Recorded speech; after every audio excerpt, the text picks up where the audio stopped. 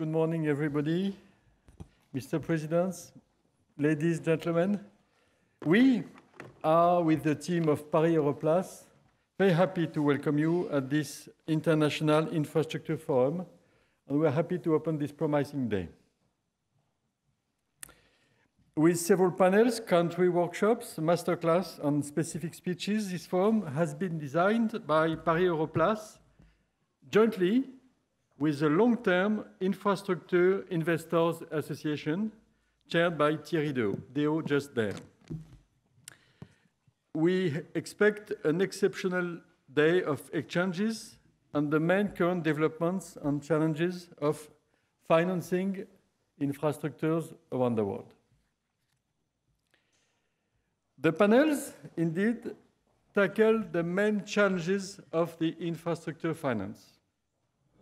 First, what are the needs of infrastructures? Second, is financial regulation consistent? Third, how build a specific approach for emerging countries? Fourth, how contribute to what is probably the main current issue for mankind, limiting climate change? And the meeting of this morning in Korea makes us very conscious of this question.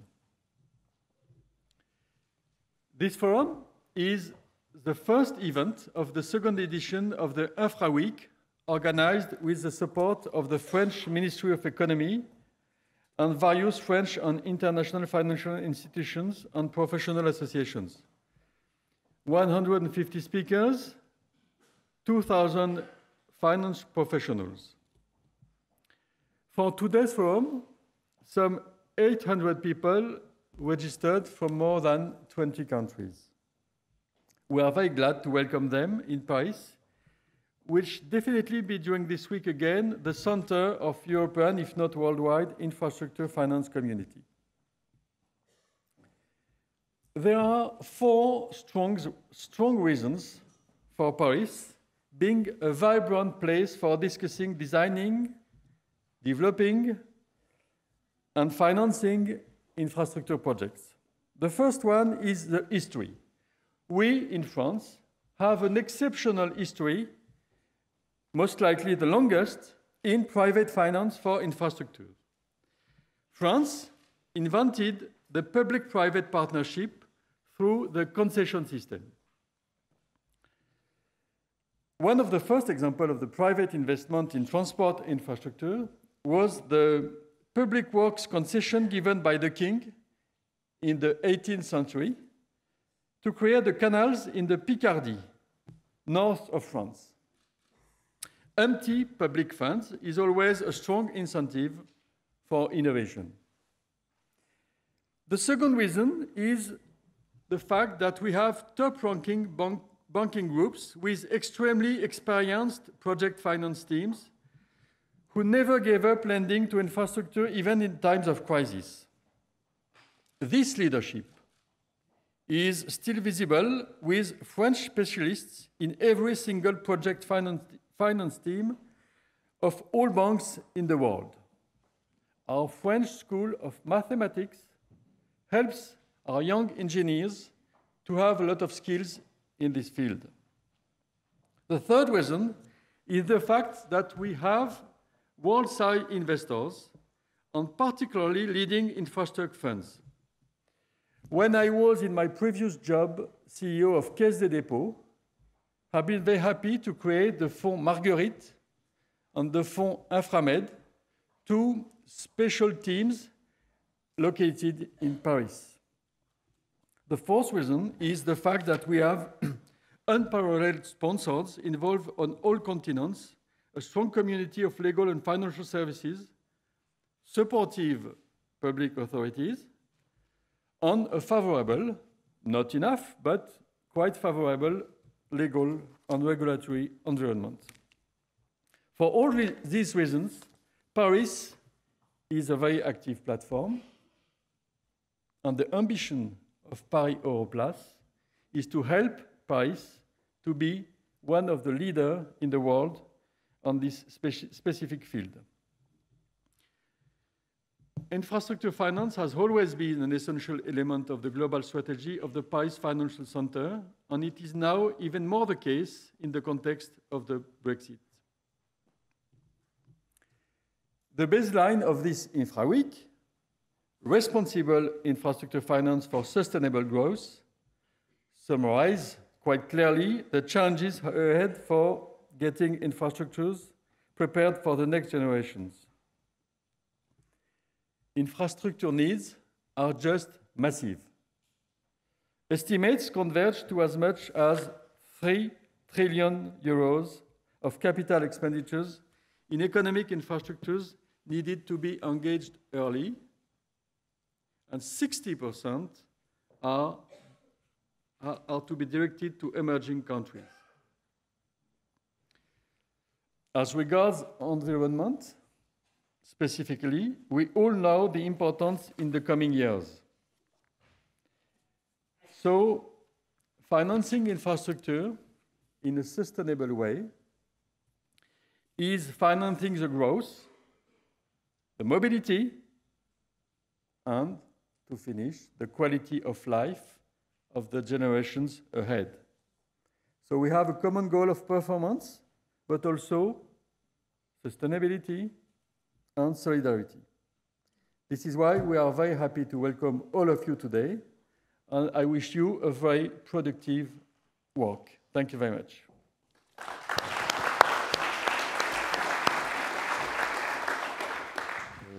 Mesdames, Messieurs, au nom des ministres et de la Direction générale du Trésor, je suis aujourd'hui très heureux de vous accueillir ici pour la deuxième édition de l'Infra Week. Cette initiative qui nous a été présentée il y a de ça un an par Paris Europlace sous la présidence de Gérard Mestralet a tout de suite suscité la complète adhésion de ce ministère. S'il existait naturellement déjà des manifestations importantes en France qui ont pu servir de socle, ça a été évoqué à l'instant à cette initiative, leur format était plus court et ne permettait pas d'aborder l'ensemble des questions qui touchent à l'infra et de donner une place à tous les acteurs de cet écosystème extrêmement riche et notamment la partie financement qu'a évoqué M. de Romanet. Dès le lancement de cette initiative, nous n'avions pas de doute que cette manifestation rencontrerait un très large intérêt et je crois que le succès de l'édition de l'année passée nous a pleinement donné raison. Nous sommes donc aujourd'hui ravis de pouvoir accueillir au ministère de l'Économie et des Finances cette deuxième édition à l'initiative donc de M. de Romanet qui a ouvert cette session à l'instant. Le programme de cette journée inaugurale est à lui seul extrêmement riche. M. de Romanet en a dit un mot et ceci montre, je crois, le champ très vaste des thématiques à couvrir. Et il a été rappelé le nombre de personnes inscrites et je vois déjà pas mal de gens dans la salle, ce qui démontre le très vif intérêt porté à ces questions. Comme vous le savez, la France a une tradition historique dans le secteur des infrastructures, ce qui a permis à la place de Paris de développer deux atouts que je crois majeurs. D'une part, une expertise forte dans les ouvrages, mais aussi une expertise reconnue en matière financière. Là aussi, M. de Romanet l'a signalé. Si dans le passé, cette expertise dans le domaine des infrastructures s'est structurée, on peut le dire quand même largement, autour de la puissance publique, les acteurs privés et particulièrement les financeurs ont toujours été présents aux côtés de la puissance publique et jouent, je crois, on peut dire désormais un rôle qui est déterminant. C'est pourquoi, ici au ministère des Finances, nous sommes particulièrement attachés à maintenir un dialogue continu entre ces deux sphères, à la fois la sphère publique et la sphère privée, qui, je crois, sont très largement complémentaires.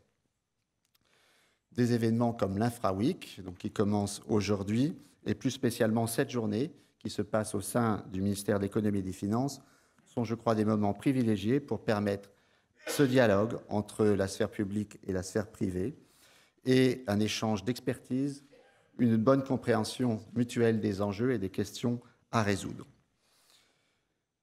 Je tiens également à signaler que c'est aussi l'occasion de voir comment répondre aux évolutions du secteur, car comme vous le savez, cette industrie est une industrie qui évolue à la fois au cœur de l'activité, mais aussi dans ses modes de financement en permanence. Parmi les défis à relever et qui conduisent à faire modifier notamment les enjeux, on peut compter notamment les questions de transition écologique, là aussi M. de Romanet en a dit un mot, qui montre aussi, je crois, que les enjeux ne peuvent pas être réglés au niveau des seuls États, mais que cela appelle une coopération internationale aussi large que possible. Et c'est un peu dans cet esprit que nous avons voulu que cette édition de l'Infra-Week puisse être aussi ouverte que possible à l'international. Monsieur de Romanet a signalé le nombre de délégations qui étaient présentes. Je saluerai tout particulièrement celle du Japon et de la Pologne, mais entre autres. Voilà, il me reste simplement, pour introduire cette journée, à vous remercier et à vous souhaiter une très bonne semaine de travail et aujourd'hui une excellente journée ici au sein du ministère de l'Économie et des Finances. Good morning to all of you. Many thanks to Augustin and Michel for their welcome. On behalf of the European Investment Bank, the Bank of the European Union, I would like to say just a few words of welcome and where we stand on this important issue. The first one is, I have just 3 points to make. The first one is we still have in Europe investment gaps. The investment recovery is there since there was a drop till 2014-15. We are recovering, but still there are investment gaps in a number of areas that our experts at EIB assess at 3% of GDP in Europe. And that's mostly in energy and innovation, but it's also for 90 billion per year in sustainable infrastructure. And when I say sustainable infrastructure, we have an investment gap in Europe, mostly in mobility, 50 billion per year. So that's why this kind of investments are so important, and that's why this event, second time in the row, is very, very welcome. We need to work together to increase, indeed, sustainable investment. The second point is the infrastructure is one of the key priorities of the EIB. Even last year, we have provided around 18 billion euros to support infrastructure projects, and that's one of our key sectors of strategic priorities with innovation, support to SMEs, and financing climate change. And actually, we are very much combining what we do to support infrastructure and what we do to support climate change. We very often include in our financing elements of climate change. When we build new schools, when we finance funds, we very often ask for a substantial part of that in energy efficiency or NZEB constructions. And we continue because of the fact that there is this market gap and the need for improving climate action. And my final point is that since 2015, at the European level, we have implemented what we call the Juncker Plan, which is a way for EIB to take more risks and to be mobilized towards recovering investments. And we have been able to generate 334 billion of additional investments in Europe, thanks to the Juncker Plan. And we have been able to develop new financing models to find ways to mobilize private investments. And that's why this interaction within public and private sector is so welcome. In the infrastructure space, what the Juncker Plan has meant is high-speed internet access for 15 million additional households, reduced risk of flooding for over 500,000 people, or access to better healthcare for more than 30 million people. That's just what I would say as examples. In France, what we are financing is, for example, an access to a much better mobility system of rapid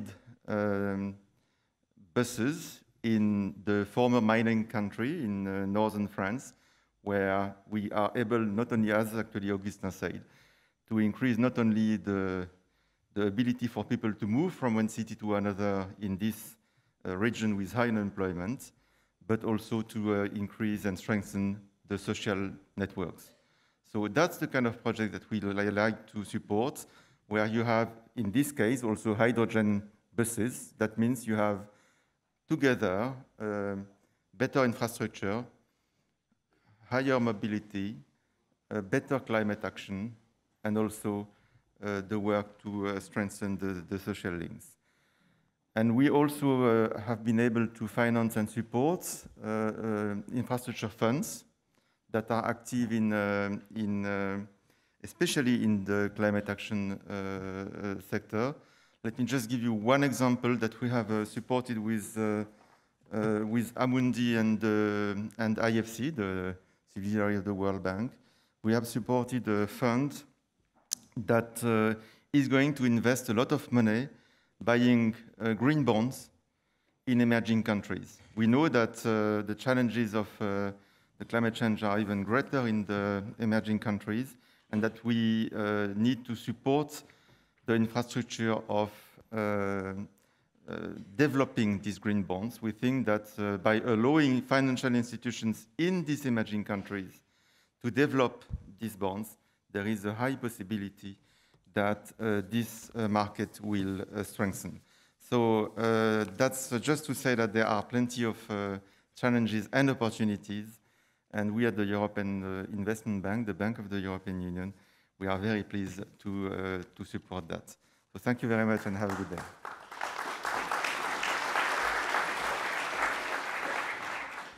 Good morning, everyone. First of all, I'd like to thank Augustin Romanet and Paris Europlace for jointly organizing our third annual meeting. I'm the chairman of LTIA, the Long-Term Infrastructure Investor Association, that was founded actually in this very same building 3 years ago, with a purpose of really focusing on a number of things, and in particular, 3 sustainable development goals that are very dear to our work. The first one is climate change, obviously, and the second one is resilient infrastructure, because we are about infrastructure, which is SDG number 9, for those who don't know. And the third one being inclusion, because that's also part of sustainability. So the association over the past 3 years has been promoting dialogue between public and private sector to really mobilize funds around resilient infrastructure. Resilience has been at the heart of the association work with the first handbook for ESG that was actually presented at the COP21 in Paris in 2015, but also focuses on capacity building. As we all know, infrastructure financing and development is not possible without the skills, and I think this is one of the very big strengths of the Paris Europlace, and Paris as an infrastructure platform is the skills, as Augustin was mentioning, but also the capacity of its financial institutions. So 3 examples that I would take. Clearly, our association, and I think this is going to be a very, very important topic for this week. As you know, today, the Intergovernmental Group is going to be producing their conclusions about climate change, and they just say it's not too late, but it's not too late if you do something significant and major. So it's time for us to actually, through infrastructure, do something significant and major towards climate change. I'm pleased today to also announce an initiative that Meridiam, the AFD Group, La Banque Postale, and Carbon Cat, having really been focusing on how to actually focus their climate change criteria and SDG into the 2-degree target. And we'll talk a little bit about that during the week. But also really, as Paris being a place for international members who also participate, would like to really commend a number of our partners within the associations, our Californian partners on one side, but also our Japanese partners that have been leading this effort around climate and ESG, in particular the Development Bank of Japan that has representative here today. The second important goal that Paris can really have is the one of supporting infrastructure development in emerging markets. Clearly, Europe now has an alliance project with Africa, and our president does say that we need a new narrative, and I think that new narrative has to go through resilient infrastructure, perhaps as one of a very easy way to engage with emerging markets, and in particular with Africa in terms of supporting their development and their achieving their goals. And the last theme that I think should be very much debated this week here in this room and in others is the need for continuous capacity building, continuous development of skills. And I know we have great schools, but that's not enough. It's all about helping governments, but also private sector, building the right skills to really tackle the infrastructure issues. One of the initiatives that I also would like to mention is back in July, together with the French government, the Global Infrastructure Hub, we've launched the Africa Infrastructure Fellowship Program, which is actually borne by a public-private foundation that will really promote the development of public sector infrastructure managers within Africa, with the goal of promoting pipelines and developing their skills in terms of public procurement in complex projects of infrastructure. And the last, because the young generation is about the future, this week will also be announced the creation of an association of young professionals within infrastructure, which is called Infra Avenir. And I think they'll be around to actually tell you all it is about. But it's about, I think you have to be less than 30 or 35, I'm not quite sure. I'm sure I don't comply with any of the rules. But clearly there's a need for this young generation to actually work together, regardless of the companies where they come from, to actually promote their role in the world for infrastructure. So you should leave this week, Paris, thinking this is the most powerful platform that exists in the world to actually tackle infrastructure, but also tackle the really great goals that we have facing us and the challenges: climate change and emerging market development and inclusion and inclusive development. Thank you.